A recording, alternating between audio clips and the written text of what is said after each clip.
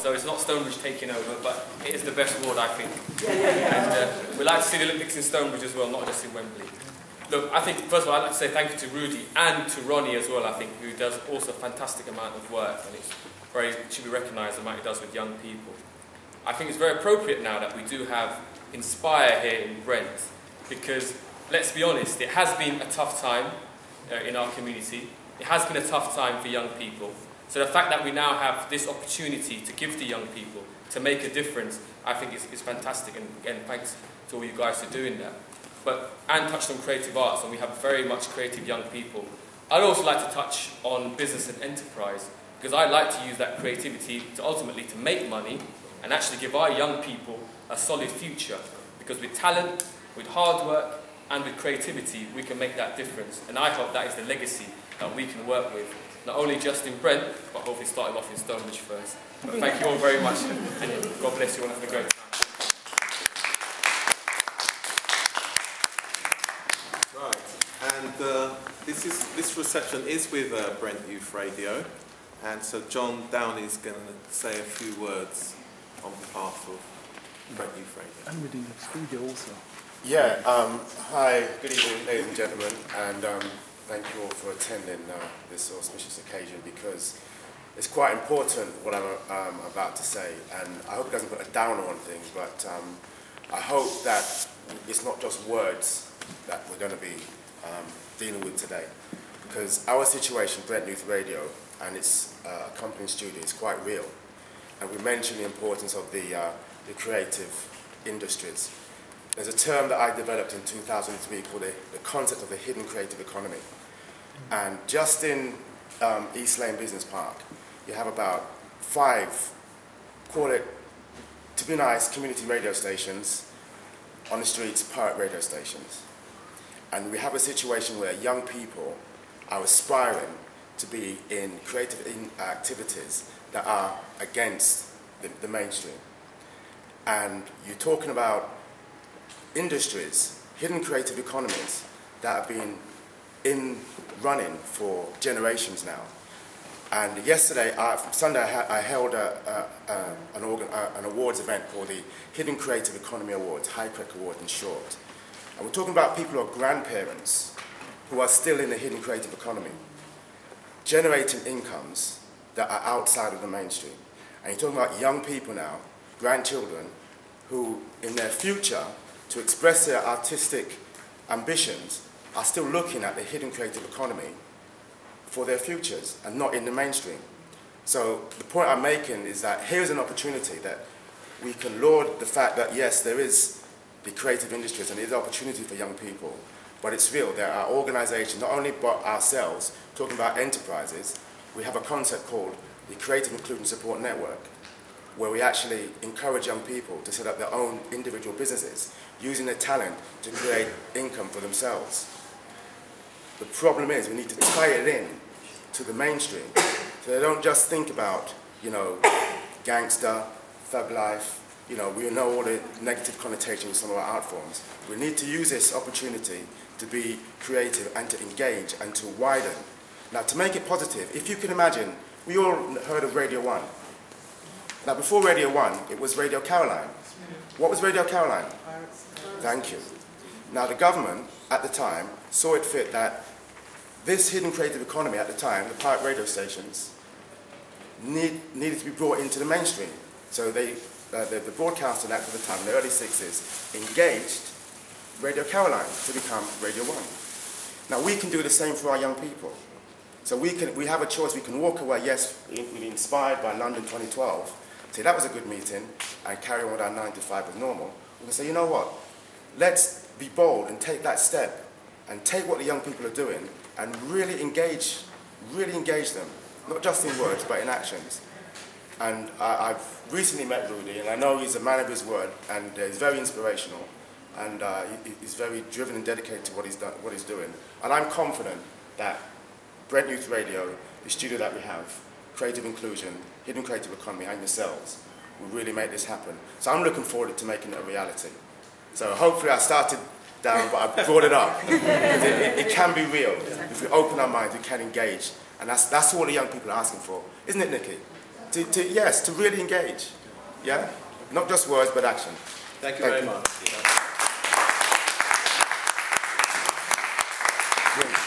And I think what's been exciting for me is this journey with the different faith communities. Now, the Christian faith has been represented by an organisation called More Than Gold, which is a Christian response to the Games, and Rudy has been very much part of that. But Rudy came to me and said, you know, we want to do something special here. We want to engage with not just within the church, but we want to get out, and we want to get out into the community. And when I look across the country, and another hat I wear is I work for the Church of England as their national coordinator for the Olympics. And when I go around the country, I meet all sorts of people from local authorities. Not just, so it's not just the London local authorities, and I see what they're doing across the country. They've got projects going on the back of the Olympics. You know, they're saying, well, the Olympics is coming, it may be, you know, the majority of it in London, but actually it's going to affect the whole country. And I can confirm that, having been in Beijing and also having been in Vancouver.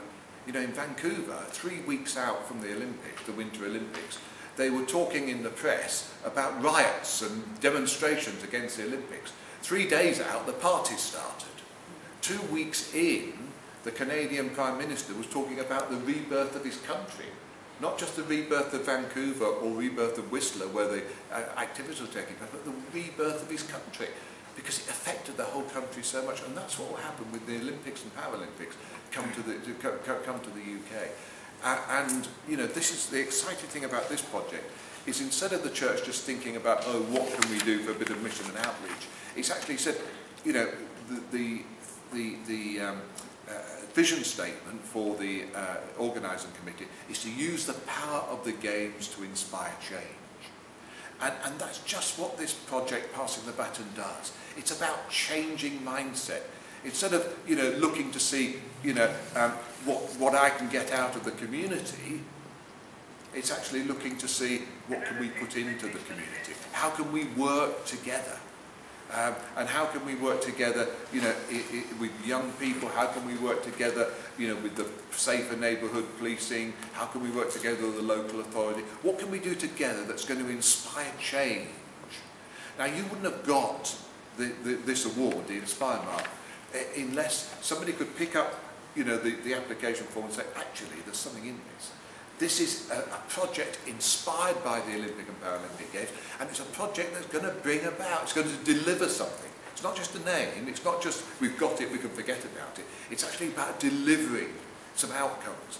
And the outcomes are Rudy's just outlined, you know, that, and peace, you know, is a massive thing. You know, in our neighbourhoods.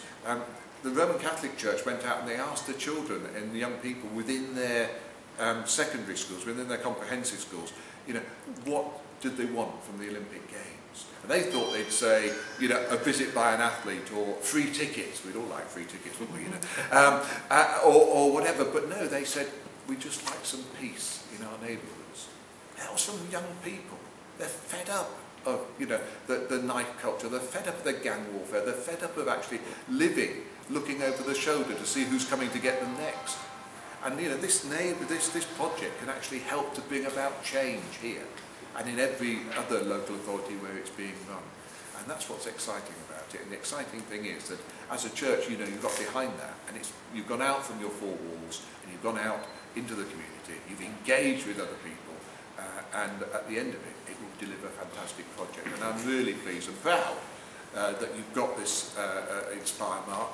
And I'd also like to pay tribute to the work that Rudy's done in this, because he's really worked his socks off to make sure that you get it, and it's not an easy thing to get, you know, and you have to keep going backwards and forwards with different answers and questions and the queries that they bring up. But then, you know, he persevered, you know, that's the exciting thing, and I'm really pleased and proud that you've got this, and I'm really looking forward to not just what happens during the next year, but what happens after that, because this is all about legacy. This is all about changing the mindset of people in our communities, and that will live on long after the Olympic and Paralympic Games. So, you know, thank you for inviting me tonight, and I'm really pleased that you were able to, you know, get this mark and I look forward to working with you for the next 2 or 3 years. Thank you very much. I'd now like to ask Councillor and John, OB, Leader of the Council, to say a few words. Thank you very much. I haven't seen Rudy for quite a number of years, not since he was working on Harlesden City Challenge, so I'm really pleased to see you again, Rudy, and it's good to know that you're doing all this kind of work. And this is an important occasion, and I know that people who work with the GOCOG know that it's very bureaucratic. When they come to a place like Brent, though, we're used to big sporting venues in our borough, we're used to parking schemes, we're used to road closures. We have Zaretha Brown here, who's our 2012 officer. We're used to organising those sorts of nuts and bolts things, so we don't get anxious about Olympics coming here, like some other boroughs do. And we are very lucky to be an Olympic borough. We're going to have the football here, we're going to have the badminton here, we're going to have the rhythmic gymnastics, and we can't wait. And you're absolutely right, the city has a party when the Olympics are coming on. I'm old enough to have been at the Montreal Olympics, and I went to the show jumping there in particular, but the whole city was partying. Everybody joins in, and that's what we're going to be doing next year. But actually, you're right, it's about the legacy, and it's about what we do for people across the age range, but particularly young people. We're a young borough here, we've got lots and lots of young people. And every organisation, faith groups and others, who can attract people, young people in particularly, so that they can engage with them, teach them some skills, and then they are better equipped for life that follows. I've got to hand it to you, I think that's amazing. And I personally, sport and culture are very, very important, and that is the Olympics. But I don't think people realise how important the creative industries are. We've got a young person at the back here who I was speaking to, Nikki. She writes music, and she lives in Cricklewood. Well, why shouldn't she be connected in and able to actually perform, do her sort of writing and get it performed somewhere? The creative industries are very important because all of us want good entertainment. We pay a lot of money for tickets to concerts, to plays, to theatres. We want to see good lighting, good sound, good acting, good comedians, across the whole of the choices that we have in a modern, sophisticated, educated and prosperous society. And so that's a young person's area, is it not?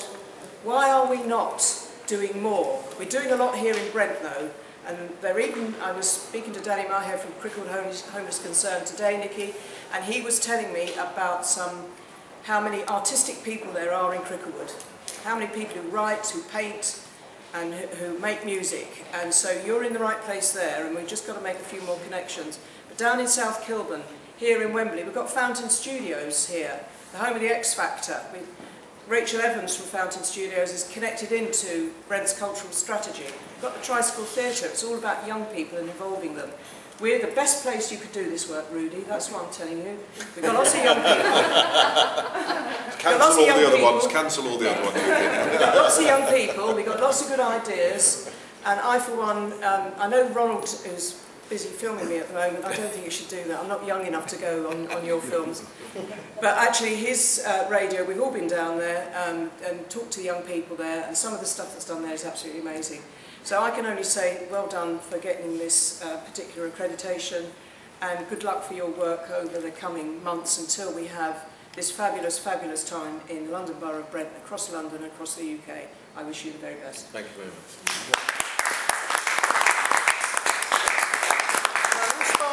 Because I'm going to the Diwali fireworks at the temple, and we will have to leave quite soon, right? Thank you very much for that. Can I ask Councillor Zafar Frankel to come and say a few words? Yeah.